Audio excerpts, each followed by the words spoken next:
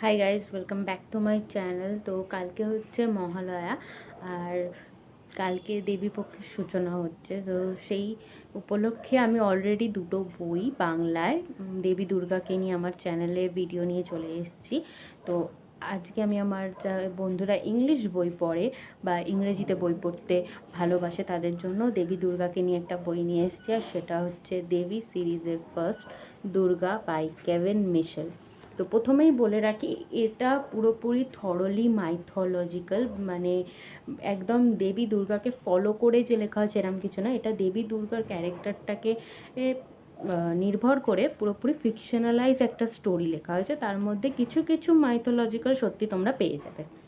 তো এটা বলতে পারো একটা মাইথোলজিক্যাল ফিকশন বুক। তো বইটার আমি যে ব্যাক কভারটা সেটা তোমাদেরকে পড়ে শোনাচ্ছি, আর তারপর আমি বলবো যে বইটা কী নিয়ে। One king, a group of unstoppable women, 9 knights.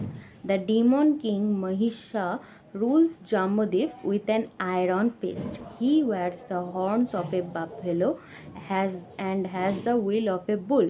With allies far and wide, his kingdom, unserved from the Aryas, he is prosperous. All seems well, but Jambudip's underbelly rots, teeming with crime, sin, and greed. The city and its people are not what they seem. Most of all, Mahisha himself. With his iron fist comes immense cruelty, horrific violence. He must be stopped. A girl wronged never forget, especially one made to witness her parents' murder, and revenge, cold and sweat, will be taken. But Durga's fight is far greater and she needs allies. Luckily for her, women across professions are willing to fight the fight. A princess's companion, a maid, a mercenary, a pirate alongside her for themselves, and that they have 9 knights. For men and women in this ruthless world, salvation lies in this plan. তো আমরা যারা Kevin মিশেলের বই পড়েছি, আর তোমরা যারা Kevin মিশেলের বই পড়েছো, তোমরা এটা জানো যে উনি মাইথোলজিক্যাল ক্যারেক্টারদেরকে তুলে তার মধ্যে মাইথোলজিক্যাল জিনিসগুলোকে নিয়ে একটা অন্যরকম স্টোরি লেখেন। পুরোপুরি সেই স্টোরিটা নিয়ে উনি একদম স্বাধীনচেতভাবে একটা অন্যরকম পুরো থট লেখেন। এবার এখানে যেই 9 নাইটসের কথা বলা হচ্ছে, দেখো এটা কিন্তু এই নবরাত্রি বলে সেটাকে বেস করেই করা হয়েছে।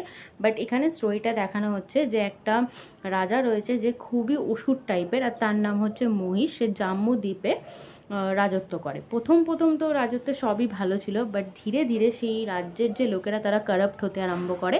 এবং বিশেষ করে যা মানে বাইরে থেকে জম্বুদ্বীপকে যেরকম দেখে মনে হয়, ভেতর থেকে কিন্তু একদমই তা নয়। বিশেষ করে মহিষাসুর মহিষ নিজেও সেরকম নয়, এবং সে এতটাই ক্রুয়েল হয়ে যায়, মানে বলে না রাজত্ব পেয়ে, রাজ সিংহাসন পেয়ে সে এতটাই নিজেকে পাওয়ারফুল মনে করে যে সে অন্যায় করতে আরম্ভ করে, এবং তাকে থামানো দরকার হয়ে পড়ে। তো এই সময় আসে একটি মেয়ে যে নিজের বাবা মাকে চোখের সামনে মরতে দেখেছে, মেবি সেটা দুর্গা। এবং এখানে যে দুর্গা ক্যারেক্টার, এটা মহিষাসুর মর্দিনী টাইপের নয়, এটাকে দেখানো হয়েছে যে সে তার মা বাবার বদলার সাথে সাথে পুরো রাজ্যের মেয়েদের প্রতি যে অন্যায় হয়েছে বা আরও অন্যান্য যাদের প্রতি অন্যায় করা হচ্ছে, দলন পীড়ন হচ্ছে, তাদের বিরুদ্ধে সে যুদ্ধ করবে। এবং তার সাথে আরও কয়েকজন মেয়েরা এগিয়ে এসছে, তারা লড়াই করবে, এবং তাদের কাছে 9টা রাত্রির বা 9টা দিন রয়েছে সেই জিনিসটাকে, মানে এই মহিষাসুরকে পরাজিত করার। তো এটাই হচ্ছে বেসিক্যালি স্টোরি।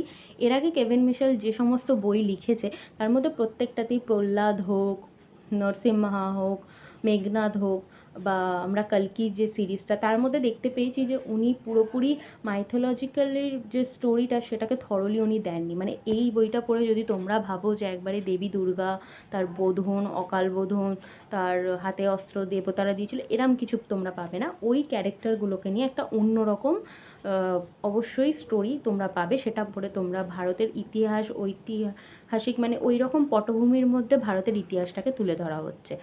আর একটা সময় সত্যি কিন্তু এই ভারতবর্ষের কিছু অংশের নাম জাম্বুদ্বীপ ছিল, আমার যতদূর মনে হয়।